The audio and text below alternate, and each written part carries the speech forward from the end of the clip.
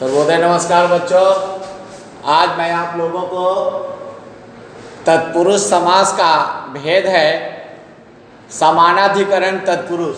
तत्पुरुष समास का दो भेद किया गया है, व्यधिकरण तत्पुरुष पहला और दूसरा समानाधिकरण तत्पुरुष।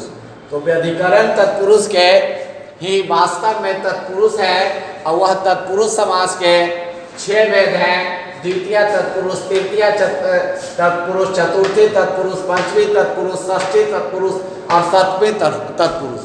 मैंने आप लोगों को सप्तमी तत्पुरुष तक अगले क्लास में पढ़ा दिया था। अब समानाधिकरण तत्पुरुष को पढ़ा रहा हूँ। समानाधिकरण तत्पुरुष कहते हैं जिसकी विभक्तियाँ नहीं बदलती हैं, जो हमेशा समान विभक्ति में रहती है, प्रथमा विभक्ति में रहती है, उसको समानाधिकरण तत्पुरुष कहते हैं। और समानाधिकरण तत्पुरुष को ही कर्मधारय समास कहा जाता है। समानाधिकरण नः कर्मधारयः। कर्मधारय समास तत्पुरुष का ही एक भेद होता है, अंग होता है, जिसमें प्रथमा विभक्ति होती है। और कर्मधारय समास होता क्या है, कैसे पहचानेंगे कर्मधारय समास है? तो विशेष विशेषण भावः कर्मधारय, जिसमें विशेष और विशेषण रहता है उसको कर्मधारय समास कहते हैं। जैसे देखिए, मधुरम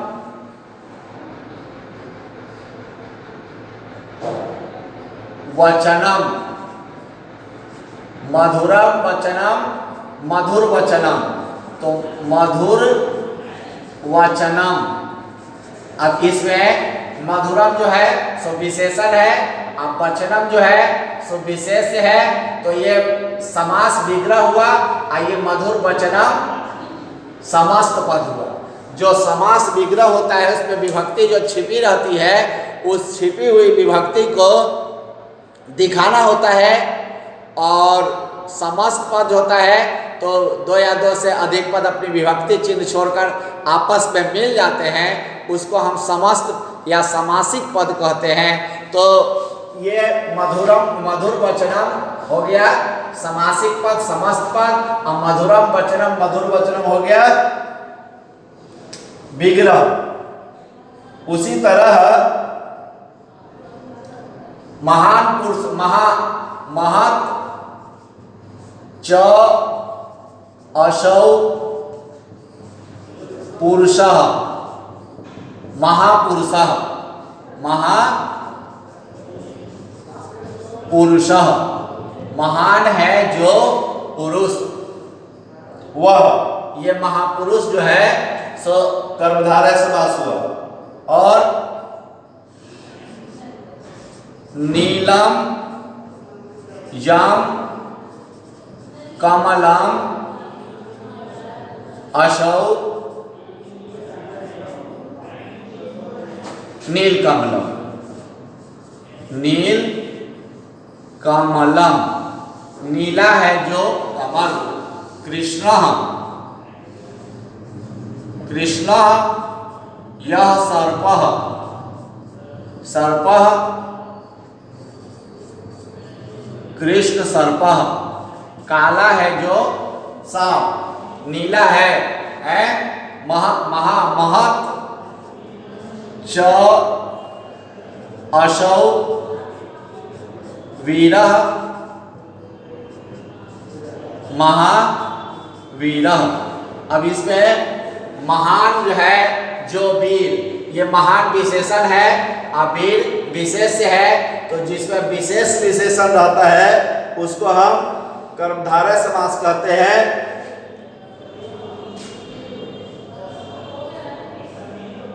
सुंदरी नारी, यहां देखिए, सुंदरी या नारी, सुंदर नारी, सुंदर नारी। अब यह सुंदर विशेषण है और नारी विशेष्य है, इसलिए यह कर्मधारय समास हुआ।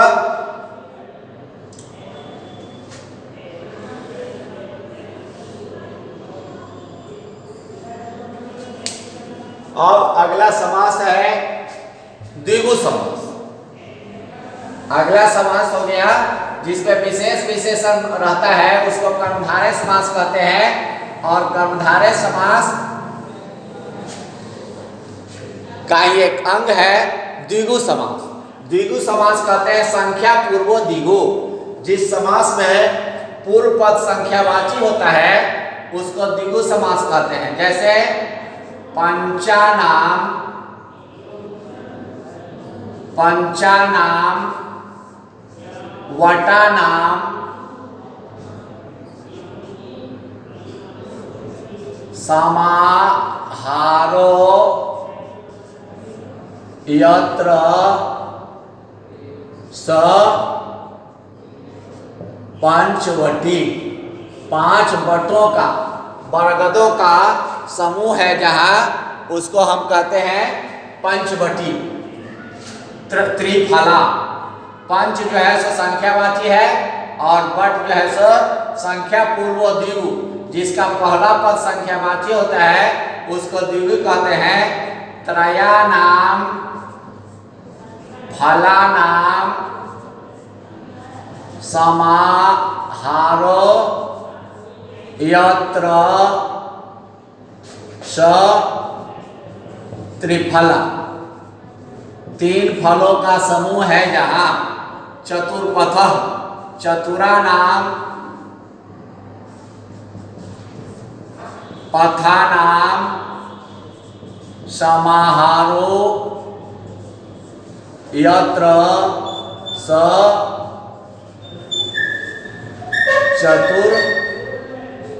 चतुर्पथः। 4 राहों का समाहार है, समूह है, मिलन है जहां, उसको हम कहते हैं चौड़ा। चतुर्पथ, ये चतुर्पथ में द्विगु समास हुआ। पंचमेवा, पंचानाम,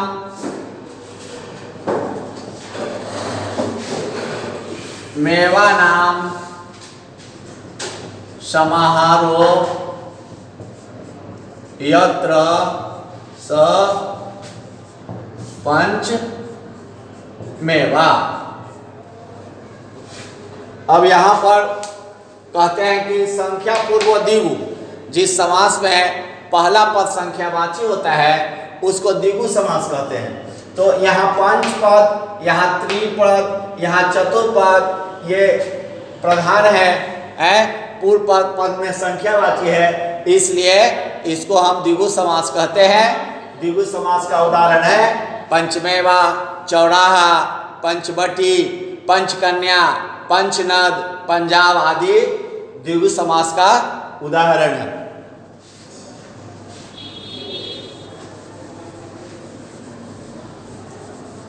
अब अगला समास है नए समास। नए समास उसको कहते हैं पूर्व पद नकारार्थो नय। जिस समास में पहला पद नकारार्थक हो, न अर्थ निकलता हो, उसको नए समास कहते हैं। उसमें अन और अ पूर्व में जुट जाता है। जैसे न नाथः, अनाथः, न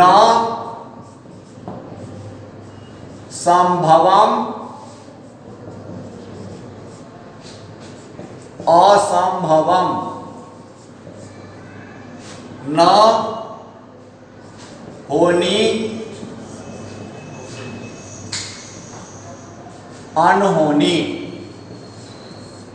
न न्याय,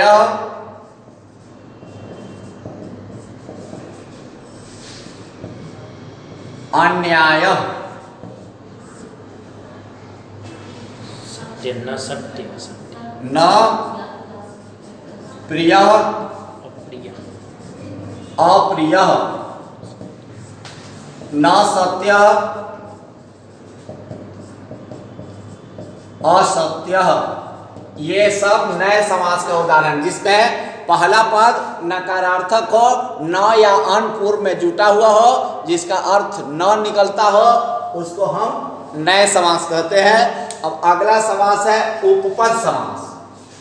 इसका विग्रह, विग्रह वही न न अनाथ विग्रह हुआ और अनाथ समस्त पद हुआ।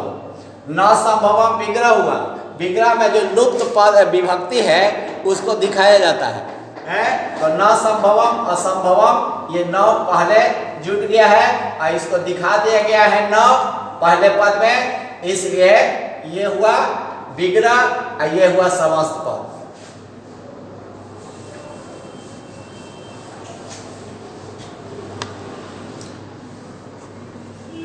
अगला है उपपद समास। जिस समास में क्रिया भी हो और संज्ञा भी हो, क्रियायुक्त संज्ञा को उपपद कहा जाता है। जिसमें संज्ञा भी हो और क्रिया भी हो, ऐसे पद को हम उपपद कहते हैं। जैसे कुंभम करोति इति, कुंभ कारः, कार क्रिया है और कुंभ संज्ञा है, तो कुंभ को करने वाला बनाने वाला कुंभकार, ये उपपद समास हुआ। और स्वर्णम करोति, स्वर्णम करोति इति स्वर्णकारः, इसी तरह काष्ठम करोति इति काष्ठकारः।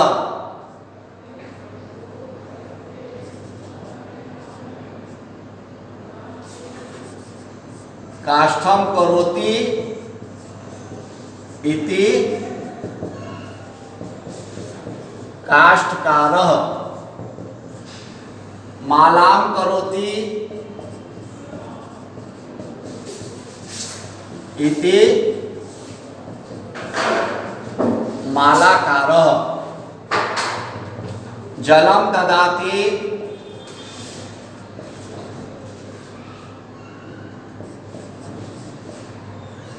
इति जलदः, जो जल को देता है। नारम ददाति, नार मतलब, नार शब्द का दो अर्थ होता है, एक ज्ञान होता है और एक जल होता है। तो नारम ददाति इति नारद, नारद जी देवता हो, मनुष्य हो, राक्षस हो, सबको उचित समय पर उचित ज्ञान का उपदेश देते हैं, इसलिए उनका नाम पड़ा नारद। एक समय गो बालक त्रिशातुर हो रहा था और प्राण त्याग रहा था, उन्होंने जाके अपने कमंडलू से जल पिला करके उसके जीवन की रक्षा की, इसलिए भी नारद जी का नाम रखा जाता है नारद। तो ये नारद, जलद, ये सब उपपद समास है। कुंभकार, स्वर्णकार, काष्ठकार, रजतकार, मालाकार, ये सब कार क्रिया है और संज्ञा है माला, तो ये क्रियायुक्त संज्ञा को उपपद कहा जाता है। जिस समास में क्रिया भी हो और संज्ञा भी हो उसको उपपद कहते हैं, उपपद समास कहते हैं। अब अगला है मध्यम पद लोपी। एक समास होता है मध्यम पद लोपी, जिस समास में बीच की विभक्ति लुप्त नहीं होती बल्कि बीच का पदे लुप्त हो जाता है, उसको कहते हैं मध्यम पद लोपी समास। जिस समास में बीच का पद लुप्त हो जाए उसे कहते हैं मध्यम पद लोपी समास। जैसे शाक, शाकः प्रियः पार्थिवः, शाक पार्थिवः। जिस शरीर को शाक प्रिय हो है, तो यहाँ प्रिय पद लुप्त हो गया है। ये शाक प्रिय पार्थिव में शाक और पार्थिव आपस में मिल गया, अब प्रिय पद यहाँ लुप्त हो गया है, छुपा हुआ है, इसलिए शाक पार्थिव मध्यम पद लोपी समास हुआ। देव, देवः पूजकः ब्राह्मणः, देव ब्राह्मणः।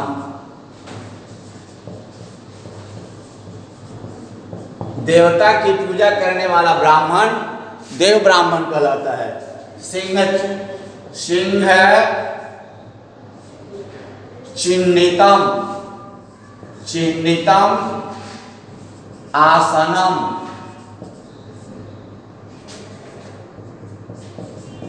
सिंहासनम। जिस आसन में सिंह की आकृति, शेर के चिन्ह बना हुआ रहता है उसको सिंहासन कहते हैं।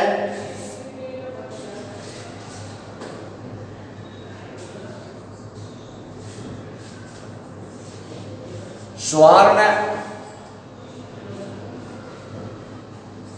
निर्मितम कंकणम,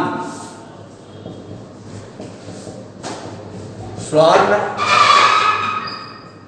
कंकणम।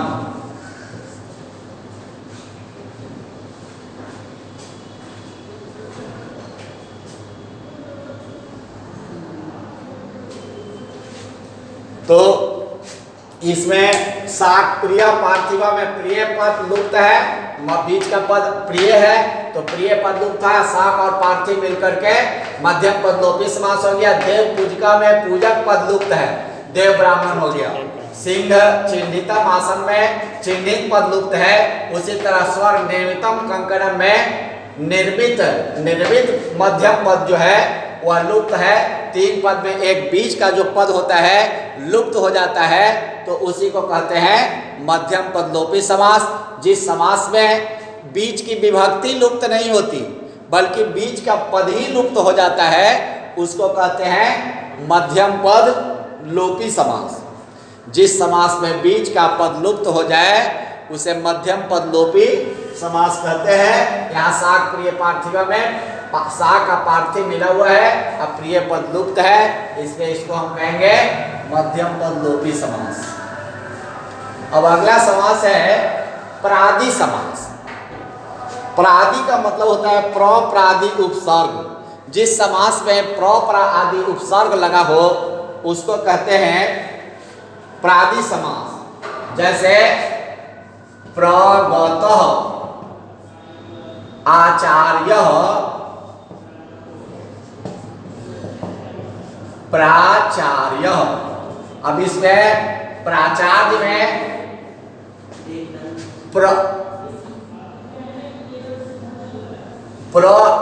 प्रा उपसर्ग लगा हुआ है।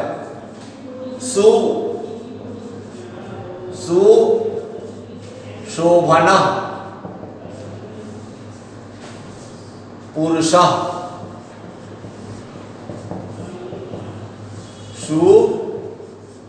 पुरुषः। अब यहाँ देखिए सु मतलब सुंदर, सु उपसर्ग है। सु मतलब सुंदर शोभनीय पुरुष को सुपुरुष कहते हैं। दुष्ट जन दुर्जन, दुष्ट है जो व्यक्ति उसको दुर्जन कहते हैं। और दुष्टा नीति, दुर्नीति, दुर्नीति।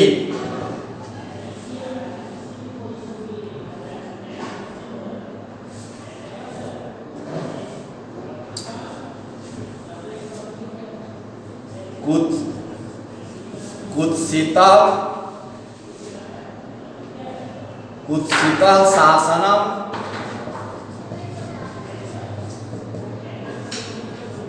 कुशासनम। अब इसमें सु दुस कुत कु प्र आदि उपसर्ग लगा हुआ है। तो जिस समास में प्र आदि उपसर्ग लगा होता है उसको हम प्रादि समास कहते हैं। और अब लास्ट समास जो है अलुक समास होता है।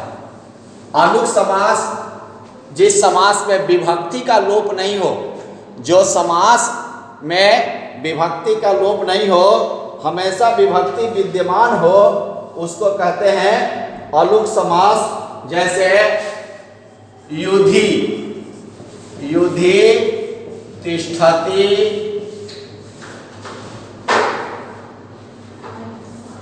इति युधिष्ठिरः। युधि मतलब होता है युद्ध में, युधि में युद्ध शब्द है, अयुद्ध शब्द में सप्तमी विभक्ति में युधि रूप होता है। जो युद्ध में स्थित रहता है उसको युधिष्ठिर कहते हैं।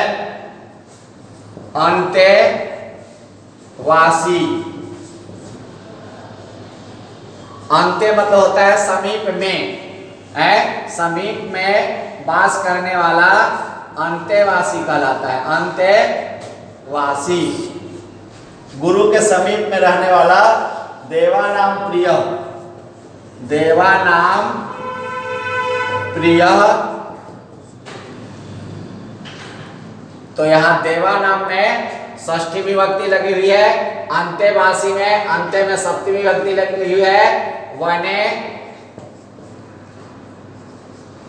चरति इति वनेचर, इस वनेचरा में सप्तमी विभक्ति लगी हुई है। खे चरति इति खेचर,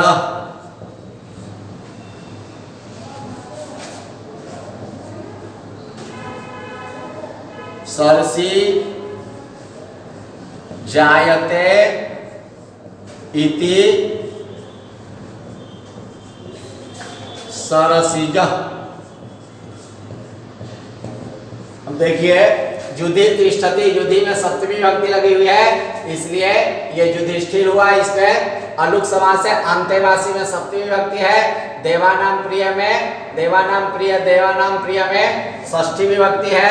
बने चरती इति बनेचरा, बने में वन में चरने वाला, ये बनेचर में सप्तमी विभक्ति है। खे चरती इति खे मतलब आकाश में चलने वाला। सरसी जायते, सरसी मतलब तालाब से, इसमें सरसी में पंचमी विभक्ति लगाई है। सरसी जायते इति सरसिज, दो प्रादुर्भाव है जन, जो जहाँ से कोई चीज उत्पन्न होता है, जन्म लेता है, उसमें पंचमी विभक्ति लगाई जाती है। तो ये सरसी में पंचमी विभक्ति लगी हुई है इसलिए ये अलुक समास हुआ। परस्पर, इसी तरह परस्मे पदम, आत्मने पदम, स्तोकान्मुख, गेहे सुर, गेहे मतलब होता है शरीर में, गेहे सुरह माने जो शरीर से जो बलवान होता है। तो गेहे में सप्तमी विभक्ति लगी हुई है। जैसे देवे में लगा रहता है, रामे में लगा रहता है, बालके में लगा रहता है, उसी तरह गेहे में भी सप्तमी विभक्ति लगी हुई है। बच्चों मैंने आपको अलुक समास बताया कि जिस समास में विभक्ति का लोप नहीं हो, हमेशा उसमें विभक्ति विद्यमान रहता है समस्त पद होने के बाद भी, इसलिए उसको हम अलुक समास कहते हैं। न लुकह अलुकह, अर्थात जिसकी विभक्ति का लोप नहीं होता है उसको अलुक समास कहते हैं। आज समास प्रकरण समाप्त हो गया। धन्यवाद।